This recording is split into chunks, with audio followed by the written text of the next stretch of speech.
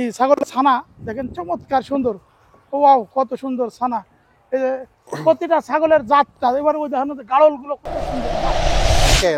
80 টাকা দুধ বিক্রি করলে আপনার এটা দিয়ে আমার হচ্ছে না, কিন্তু 80 টাকার উপরে যদি দুধ বিক্রি করতে যাই তাহলে মানুষের উপর জুলুম হয়ে যায়। এক পা দুধ মানুষ খাবে, সেটা যদি 25 টাকা দিয়ে কিনে খেতে হয় তাহলে এখানে কিভাবে মানুষ খাবে? আর আমি পারতেছিও না যে 80 টাকার কমে দুধ বিক্রি করি। ভুট্টার ভাঙাটা মানসম্মত না, তারপরে ভুট্টা থেকে ভুট্টার আটার দাম বেশি। গোখাদ্য যেটা আমরা খাওয়াই, মানুষের খাবার যেটা আমরা বলি ওইটা থেকে, গমের আটা থেকে গমের দাম বেশি। মানে গমের ওই যে ছাটি যেটা, হ্যাঁ ভুসি, যেটা ভুসি ফেলে দেওয়া জিনিস, এইটার দাম বেশি। দ্বিতীয়ত লোকের টাকা দিতে পারতেছি না, তার জন্য আমি আস্তে আস্তে এখন গরু ভেড়া কমায় ফেলছি।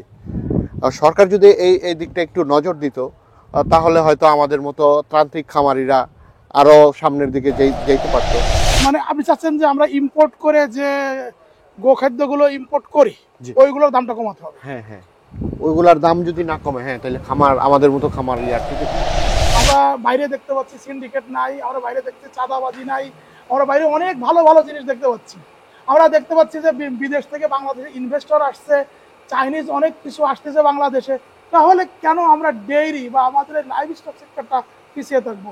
সরকার চাইলে যে কোনো এরকম, চীন ছাড়া আমরা জানি যে সারা বিশ্বে কিন্তু সবচেয়ে বড় ডেইরি খামার সেটা কিন্তু চীনে, 6 লক্ষ গরুর খামার। কিন্তু চীনে যদি 6 লক্ষ গরুর খামার থাকতে পারে, কেন বাংলাদেশে 1 লক্ষ গরুর খামার হতে পারে না, 10,000 গরুর খামার হতে পারে?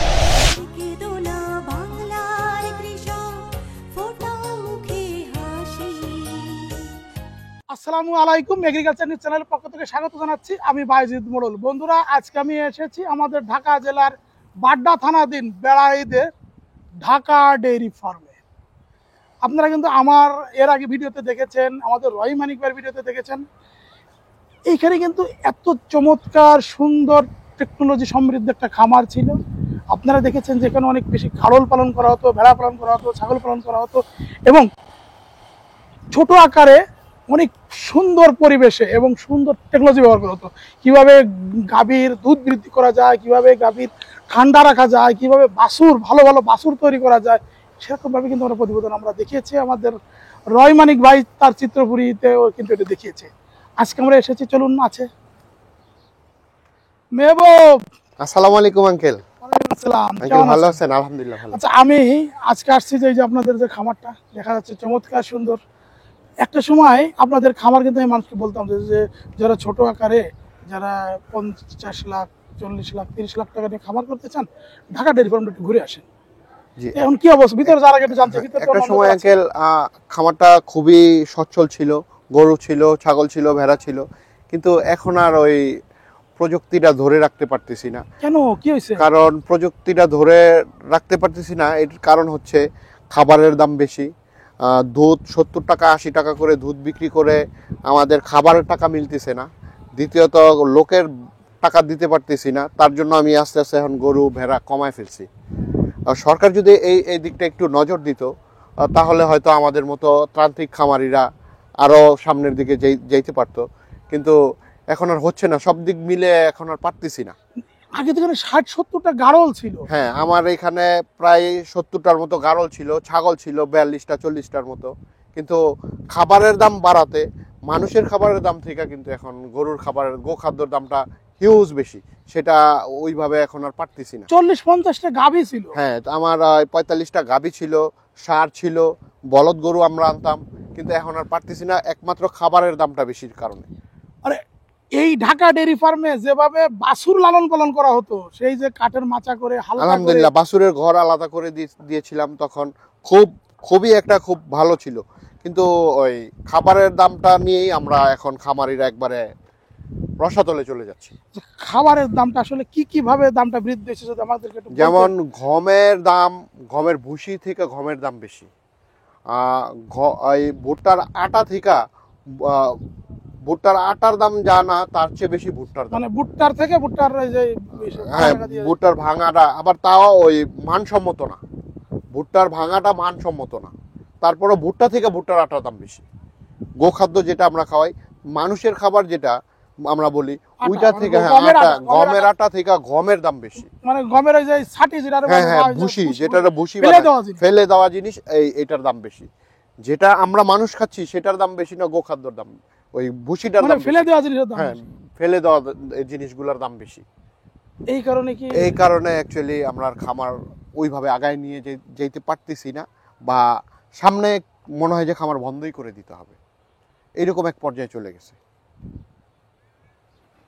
এখন কি পরিমাণে গরু আছে? আলহামদুলিল্লাহ আছে কিছু, এটা ভিতর যাবো, গরু হ্যাঁ দেখবো। আসেন। এই যে ছাগল ভেড়া মাত্র কয়টা? মাত্র এই কয়টা আছে। এক সময় আমার এখানে ছাগল পুরো তো ভেড়া ভর্তি। জায়গা আমরা আগের দেওয়ার বার মতো যখন আসছিলাম দেন হ্যাঁ, আমি আসছি, রয়মানিক ভাই বিশাল, আসছে। হ্যাঁ রয়মানিক না, সাহেব আরে আসছিল। আমরা এইভাবে দৌড়াচ্ছি এদের পিছনে পিছনে, তাই না? হ্যাঁ এই- এইখানে জায়গা দেওয়ার মতো ছিল না, এত ছিল আমার ভেড়া ছাগল। এবং আপনাদের এই যে ছাগলগুলো জানেন যে ছাগলগুলো কত চমৎকার সুন্দর।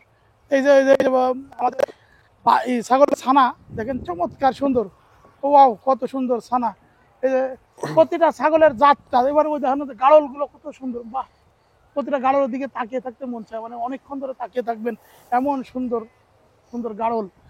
এই যে প্রতিটা জিনিসই ছিল ভালো, তাই না? আমাদের বাবুল ভাই তো অনেক চমৎকার করে সাজিয়েছিল। মেহবুব, এ কি আপনার দুর্বলতা? এই যে গরুর বাছুর সব কমে গেল। অ্যাকচুয়ালি সরকার যদি খাবারের দিক নির্দেশনা দিত, তাহলে আমরা খামারিরা আরো আগে সরকারের কাছে কিভাবে দেবে? সরকার যদি আপনি ভেঙে বলেন যে এইভাবে সরকার দিতে পারে। সরকারটা যদি আমাদের খামারের সাইডটা দেখতো, যেমন খাবারের দামটা বৃদ্ধি হইতেছে দিনকে দিন, আমরা পারতেছি না, আর খামারিরা গরুকে খাওয়াবো কিভাবে? মানে আপনি চাচ্ছেন যে আমরা ইম্পোর্ট করে যে গোখাদ্যগুলো ইম্পোর্ট করি, জি। ওইগুলোর দামটা কমাতে হবে। হ্যাঁ হ্যাঁ, ওইগুলার দাম যদি না কমে, হ্যাঁ তাহলে আমাদের মতো খামার আর টিকে থাকবে না। আমিও বলতে চাচ্ছি যে আমরা ইম্পোর্টেড যে জিনিসগুলো আছে, যদি আমরা এই জিনিসগুলোর দামটা কমাতে পারি, ইম্পোর্টেড জিনিসের দামটা, যে আমরা এই দেশ থেকে আনি সেই যে দাম বৃদ্ধি, তাহলে কোন দেশে আসলে দাম কমে পাওয়া যায়, যদি ওই জায়গাটা আমরা দাম কমাতে পারি, তাহলে কিন্তু আমাদের দেশ ডেভেলপমেন্ট হবে। জি। আর যদি আমরা মনে করি যে আমাদের দেশে আলু, দুধ, ডিম, মাংস উৎপাদন হচ্ছে, এর দাম আমরা জোর করে কমিয়ে দেবো, যেভাবে আলুর দাম কমিয়ে দেওয়া হয়েছে, পেঁয়াজের দাম কমিয়ে দেওয়া হয়েছে, তাহলে কিন্তু দেশ রসদ হয়ে যাবে। রাইট। এই যে এবছর যেমন কোনো আলু চাষি বুকে হাত দিয়ে বলতে পারবে না যে সে তার আলুর উৎপাদন খরচ সে তুলতে পারছে। পেঁয়াজ চাষিদের সেম একই অবস্থা। হয়তো আমরা কম দামে পেয়ে কত খুশি, কিন্তু এই যে মেহবুব ইয়াং ছেলে, অল্প বয়স, এইখানে 45টা গাভী ছিল, সার টার দিয়ে, তারপরে বলদ ছিল দিয়ে, আমি আগেবার যখন আসছিলাম পুরো খামার ভর্তি ছিল, প্রায় 80-90টা গরু ছিল। ওই পাশে বাছুর ছিল, তাদের বাছুরের শেড চমৎকার। আর এইখানে তো 100-র উপরে গাড়ল ভেড়া ছিল, ছাগল ছিল। ওয়াও, আমরা তো ড্রোন দিয়ে যখন এখানে যে উন্মুক্ত প্রান্তর, ও অনেক সুন্দর একটা পরিবেশ ছিল। এবং মোটামুটি এদিকে তো অনেক মানুষ ঘুরতে আসে বিকালবেলা, আসে কিন্তু এই ভেড়া এই ছাগলের সাথে ছবি তুলতো। জি একটা সময় আসতো। আমি সেটা দেখছি। চলো আমরা একটু ভিতরে যাই, গরুগুলো দেখি। মাহবুব, এই যে শেড ভর্তি গরু, সে গরু গেল কোথায়? ওই যে আঙ্কেল, আমি তো আপনাকে বললাম প্রথমেই যে খাবারের দাম এমন ভাবে বাড়তেছে, প্রতিনিয়ত বাড়তেছে, তার কারণে এখন আর আমাদের খামারিদের ওই সাধ্যে কুলাচ্ছে না যে গরু বাড়াবো, গরু বাড়িয়ে দুধ বিক্রি করব, দুধের দাম 70 টাকা 80 টাকা, খাবারের দাম তুলনায় দুধের দাম পাচ্ছি না। তারপরে একটা সার কুরবানির জন্য তৈরি করতে গেলে যতটুকু আপনার এই খাবার লাগে, দেখা গেছে যে গরু তুলনায় দাম অনেক ঊর্ধ্বগতি চলে যায়, তখন কাস্টমারের কাছে আমাদের জবাবদিহিতা করতে হয়। সামনে তো কুরবানি। জি। এখানে যে ফ্রিজিয়ান সারগুলো দেখতে পাচ্ছি, এগুলো কি খামারের? জি, এগুলো আমাদের খামারের গাভী থেকে বাচ্চা নেয়া। এগুলো কি বিক্রি করবেন নাকি করবেন? ইনশাল্লাহ কিছুগুলা বিক্রি করব, নিজেদের জন্য আছে, তারপরে আবার কিছু গরু আমাদের আরেক জায়গায় আছে, সেটা কিছুদিন পরে এই শেডে নিয়ে আসবো আমরা। শাহিওয়াল, হ্যাঁ শাহিওয়াল আছে। মানে আপনার ওই হ্যাঁ আরো 18-20টা গরু আছে। মানে এইখানে না, আবার পাশে। এই যে প্রাকৃতিক পরিবেশ, সুন্দর খোলামেলা, বিকাল বেলায় অনেক মানুষ ঢাকা থেকে গাড়ি নিয়ে আসে এবং আপনাদের এই যে গাড়ল ভেড়া ছাগলের সাথে ছবি তুলতো, সেখানে যে দুধ নিয়ে যেত, এখনো কি সেই দুধ নেওয়ার মতন ক্যাপাসিটি আছে আপনাদের? অ্যাকচুয়ালি দুধ নেওয়ার মতো অল্প ক্যাপাসিটি আছে, হ্যাঁ আগের মতো ধরে রাখতে পারতেছি না, অল্প ক্যাপাসিটি আছে। আশা করি সরকার যদি আমাদের দিকে একটু দৃষ্টি দেয়, তাহলে আমরা আবার আগের মতো পুনরায় ফিরে যেতে পারবো। ইচ্ছা আছে? হ্যাঁ ইচ্ছা আছে আমাদের খামারে, আমার ইচ্ছা আছে, যদি একটু খাবারের দাম, তারপরে কিছু ওষুধ, যেগুলা গরুর আপনার ওই জ্বর ঠান্ডা বিভিন্ন কারণে লাগে, এগুলোর দাম যদি একটু আমরা সীমিত পাই, তারপরে খাবার টাবার যেগুলো আছে এগুলো যদি একটু সহনশীল হয়, তাহলে আমরা আবার ফিরে আগের জায়গায় চলে যেতে পারবো। আমার ইচ্ছা আছে আমি যাবো। আগে যেখানে গরু ছাগল ভেড়া দিয়েছিল 200, জি, এখন সেই 200 জায়গায় কয়টা আছে? এখন ভেড়া আছে 25টা, ছাগল আছে বাচ্চা টাচ্চা মিলে ধরেন 35টা। আর গরু গরু এখানে আছে, ডেইরিতে কত আছে? ডেইরিতে আছে গাভী আছে 10টা, ষাঁড় আছে, গাভীর বাচ্চা যেগুলো ষাঁড় হয়ে গেছে এগুলা আছে এখানে 12টা, আর বাকি শাহিওয়াল কিছু আছে ওইখানে 23-24টার মতো আছে, এই টোটাল এই। আমি চাই যে এইখানে কি এরকম পুরো গরু এবং বাছুরে ভরে যাবে না? ইনশাল্লাহ যদি আপনারা একটু আমাদের সরকার আমাদের উপর যদি একটু দৃষ্টি দেয়। মেহবুব, আপনারা কি লোন চান নাকি অন্য কিছু চান? না, আমাদের লোনের দরকার নেই। আমরা চাই যে খাবারের দামটা এমনভাবে হোক যাতে একটা খামারি দুধ বিক্রি করে 2-4 জন লোক কাজ করে, তাদের বেতন দিয়ে দুধ বিক্রি করে ইলেকট্রিক বিল দিয়ে খামারের যাতে অল্প কিছু সীমিত থাকে। আমি আগে দেখছিলাম তখন 12-13 জন মানুষ ছিল জি আমার, হ্যাঁ হ্যাঁ জি। এখন কয়জন মানুষ কাজ করছে? এখন আপাতত 4 জন লোক আছে।